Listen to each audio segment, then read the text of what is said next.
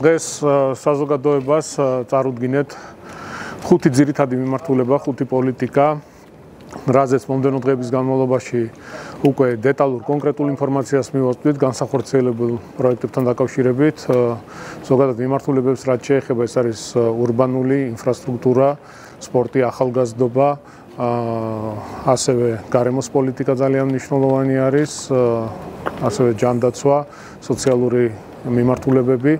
დღეს ვისაუბრეთ ინფრასტრუქტურულ პროექტებზე, რომელიც უნდა განხორციელდეს მომდევნო 4 წლის განმავლობაში. ჩვენი მთავარი სლოგანი მშვიდობა საქართველოს და მეტი სიკეთე თბილის პირველი მშვიდობის შენარჩუნება ეს პრინციპულად მნიშვნელოვანია და ერთადერთი გუნდი და პოლიტიკური ძალა, ვისაც ამის გაკეთება შეუძლია, ეს არის ქართული ოცნება დემოკრატიული საქართველო, მშვიდობის გარეშე, რა თქმა უნდა, წარმოუდგენელი და შეუძლებელი იქნება მომავალზე საუბარი და იმ პროექტებზე საუბარი, რომელიც დღეს პრეზენტაციის სახით წარუდგინეთ საზოგადოებას. საკმაოდ ამბიციური გეგმები გვაქვს, არ გვეშინია, რადგან ვიცით თუ რა გამოწვევები არსებობს, რა სირთულეები და ყველას და ყველაფერს გავცემთ შესაბამის პასუხს. ერთ რამეში ვარ დარწმუნებული, რომ ჩვენი ქალაქი მომდევნო 4 წლის განმავლობაში კიდევ უფრო ლამაზი იქნება, კიდევ უფრო კომფორტული, მოწესრიგებული საზოგადოებრივი ტრანსპორტით და კომფორტულად საცხოვრებლად. დღეს რომ შეფასოთ რა მოლოდინები გაქვთ მისი ახალი გუნდთან დაკავშირებით? წარმატებები მინდა უსურვო მამუკას, ბევრჯერ ვისაუბრე და კიდევ ერთხელ გავიმეორებ.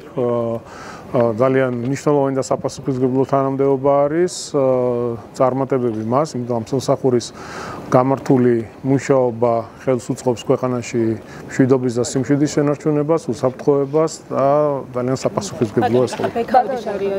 თავდასხმის ფაქტთან დაკავშირებით მინდა გეკითხოთ, როგორ აფასებთ ეს რაც გულშემატკივრებს? ნუ სამარცხვინო და სამწუხარო ფაქტი, ესე იგი ამ ადამიანის სახეებს რომ უყურებდი, არ ვიცი, უბრალოდ წარმოუდგენელია. მაიკ ჯექსონი ცოცხალი რომ იყოს, ტრილერს ალბათ მათი ჩართულობით თავიდან გადაიღებდა. არც გრიმი დაჭირდებოდა, არც ვიზაჟისტები და არც კოსტიუმები. აი წარმოუდგენელია, უბრალოდ ჩვეულებრივი ტიტუშკები არიან.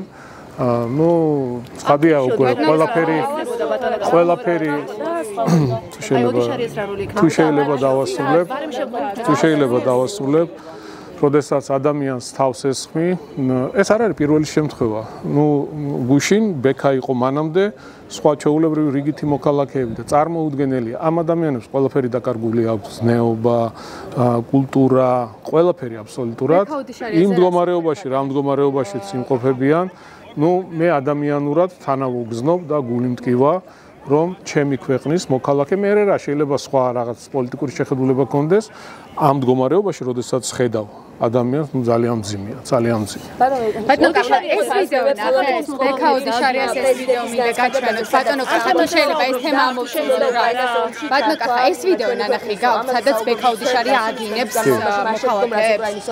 ბატონო კახა, ეს განცხადება. ეს ვიდეო ნანახი გაქვთ შარიაზე. ყველას გიპასუხებ, ხო, აქ დავდექი იმისთვის, რომ გიპასუხოთ. ეხლა თუ არაც ვიდეო თუ გაქვთ ნანახი, სადაც ოდი შარია აგინებს. მაქვს ნანახი, როდესაც ადამიანს აყენებ შეურაცხყოფას, ლანძღავ, არ გახსოვთ რა გინებები იყო მის წინააღმდეგ, ხო? ნუ ადამიანები ვართ, აბა რა გინდა ეხლა თქვენ მაგინოთ და მე დავდგე და უიმე თქვენ გენაცვალეთ. ვიცი რა ბოდიშგეს რა ორმაგი სტანდარტი კაც ადამიანი მიდის შეურაცხყოფებს აყენებს. ერთი წუთი კიდევ ერთხელ ვიმეორებ, შეურაცხყოფა არის კატეგორიულად მიუღებელი და არ ვემხრობი ამას. კურთხება მოგწონთ მოქალაქეების მისამართით, იმიტომ რომ თქვენი ახალგაზრდობის ლიდერმა აფურთხა გუშინ საქართველოს მოქალაქეებს. კიდევ ერთხელ ვიმეორებ, რა იდგნენ ადამიანები, მივიდათ და ფურთხება დაიწყო. აი უსინდისოები ხართ, უბრალოდ უსინდისოები ხართ, რომ აი ასე იტყუებით. მთელი საღამოს განმავლობაში ადამიანები დაკავებულები იყვნენ შეურაცხყოფით, გინებით, რაღაცეებს ისროდნენ. წარმოუდგენელია უბრალოდ. რა თქმა უნდა, ჩვენ შეიძლება ვქონდეს განსხვავებული პოლიტიკური შეხედულებები, განსხვავებული ხედვები, მაგრამ ყველაფერზე მაღლა უნდა დავდგეთ, პატივი ვცეთ ჩვენს ქვეყანას, პატივი ვცეთ ჩვენს კულტურას, ტრადიციებს და ერთმანეთს არ მივაყენოთ არც ფიზიკური, არც სიტყვიერი შეურაცხყოფა. ეს ეხება ყველას. ვიდეო მინდა გაჩვენოთ. თქვენ ხო თქვით ბატონო კახა რომ იგინებით და მტკიცებული არსებობს გიორგი შუკვანი როგორ აფურთხებს მოქალაქეებს. ბატონო კახა ცდილობდა ომში ჩართვასო. ამაზე საუბრობთ თქვენ ბოლო წლების განმავლობაში. რას ნიშნავს ეს განცხადება? არაფერი, ნუ პირდაპირ მოწოდებები იყო, ხო, ამას ჩვენ ხო არ ვიგონებთ ეხლა. ერთია ის კაბინეტებში რაც ხდებოდა პირდაპირ მუხარები პრემიერ-მინისტრის მისამართით, პარტიის თავმჯდომარის მისამართით, რომ ქვეყანაში მეორე ფრონტი გახსნილიყო და უზრუნველყოფილი ვიქნებოდით ყველანაირი საბრძოლო მასალით, ხო? გარდა ამისა, გამოდიოდნენ მაღალი თანამდებობის პირები, უკრაინის უშიშროების დივანი იყო, მე მგონი, გამოვიდა და პირდაპირ თქვა, რომ საქართველოს უნდა შეგვეხიდოს და მეორე ფრონტი გაიხსნასო.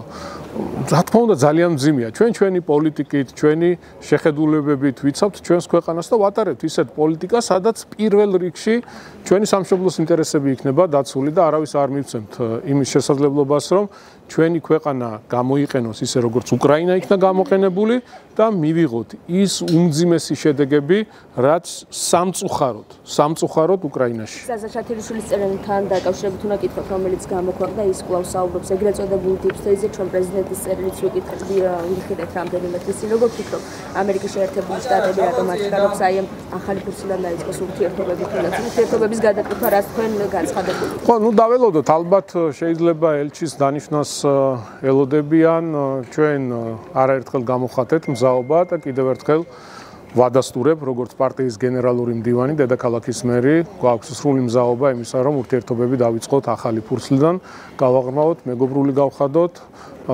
წერილში ძალიან ვრცლად იყო ნახსენები თუ რამდენად დიდ როლს ვანიჭებთ ამერიკის შეერთებულ შტატებთან კარგ და მეგობრულ ურთიერთობას, სტრატეგიულ პარტნიორობას და ქართული ოცნება დემოკრატიული საქართველოს ხელისუფლება მზად არის ამ ყველაფერს.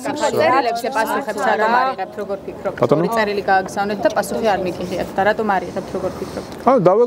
დაველოდოთ, მე მესმის, რომ ძალიან მძიმე პროცესები მიდის ზოგადად მსოფლიოში, ხედავთ ყველა თუ რა მდგომარეობა, რა ხდება, თავარი ორი დაპირება, რომელიც ჩვენ მოვისმინეთ პრეზიდენტ ტრამპისგან, პირველი იყო ომის დასრულება, რომელიც ჯერ შესრულებული არ არის, პროცესი მიმდინარეობს და deep state-ის დამარცხება. Deep state-ის, რომელიც დაკავებული იყო სხვადასხვა სახელმწიფოებში ხელისუფლების დამხობით, სახელმწიფო გადატრიალების მცდელობით და იყენებდა სხვადასხვა გზას დაფინანსებებს არასამთავრობო ორგანიზაციების გავლით. ეს ყველაფერი ცხადი გახდა ყველასთვის, რას ემსახურებოდა ქვეყანაში ეგრეთ წოდებული არასამთავრობო ორგანიზაციები. ჩვენ გულშემატკივრობთ პრეზიდენტ ტრამპს. პირველი ის დაპირება, რაც იყო ომის დასრულება, რა თქმა უნდა, ძალიან მნიშვნელოვანი არის და მშვიდობა გვინდა უსურვოთ უკრაინას, უკრაინელ ხალხს და რა თქმა უნდა, deep state-ის დამასწრება. ეს ყველაფერი უნდა აისახოს, რა თქმა უნდა, ასევე ჩვენ ქვეყანაზე და ურთიერთობაზე, რაზეც საუბრობთ. გულშემატკივრობა ბატონო კახა და ზაზა შათილიშვილი ამ წერილში აღნიშნავს, რომ ტრამპიც, ვენსიც და მისი გუნდის სხვა ლიდერებიც წარმოადგენენ deep state-ს და ცდილობენ არა მის დამარცხებას, არამედ მის რებრენინგს. ამას ეთანხმებით? აი, ნახოთ, ვაკვირდებით პროცესებს, ხო? ჩვენ ხო დაველოდოთ, ჯერ მთავარი დაპირებები, რაც იყო შესრულებული არ არის, პროცესი მიმდინარეობს და დავაკვირდეთ. ჩვენ გულშემატკივრობთ ტრამპს. 20 იანვარი გახსოვთ ბატონო კახა? გახსოვთ რა თარიღია 20 იანვარი? რა თარიღია? რა გნებობთ? თქვენ 20 იანვარზე ამბობთ, რომ ტრამპი მოვიდა ურთიერთობები გადაიქცევა. კი, რა თქმა უნდა, თქვენ ხედავთ დღეს რა მდგომარეობა. კი, აბსოლუტურად რადიკალურად განსხვავებული მდგომარეობა, რაც იყო 20 იანვრამდე. ვერ ხედავთ რა ხდება მსოფლიოში? ის რაზეც ჩვენ ვლაპარაკობდით ამდენი, თუნდაც საქართველოსთან დაკავშირებით, რაზეც ჩვენ საუბრობდით, პრეზიდენტი ტრამპი გამოვიდა და პირდაპირ ყველაფერს თავის სახელი დაარქვა. როდესაც გლობალურ ომის პარტიაზე საუბრობდით, არ გახსოვთ თქვენი ქილიკი, რომ ეს არ არის მართალი, რაღაცებს ვიგონებთ, მაგრამ გამოვიდა პირდაპირ თქვა ყველაფერი. როდესაც საუბრობდით არასამთავრობო ორგანიზაციები ქვეყანაში რევოლუციას აანონსებდნენ და რევოლუციის მოწყობაში, სახელმწიფო გადატრიალებაში ფულს ხარჯავდნენ, არა, ეს როგორ შეიძლება ის მხოლოდ კეთილი საქმეებით არიან დაკავებულიო და კაცი გამოვიდა პირდაპირ თქვა, ამხელა ქვეყნის პრეზიდენტი თქვა, დაასახელა ორგანიზაციები, რომ შემდეგ სოციალ-მედიაში უამრავი მასალა გავრცელდა, მათ შორის საქართველოსთან დაკავშირებით, რომ ამ ორგანიზაციების გავლით თანხები შემოდიოდა ქვეყანაში, რომ სახელმწიფო გადატრიალებები მოეწყო. ეს არის სამწუხარო რეალობა. ტრამპის ადმინისტრაციის. მადლობა, წარმატებები ყველას.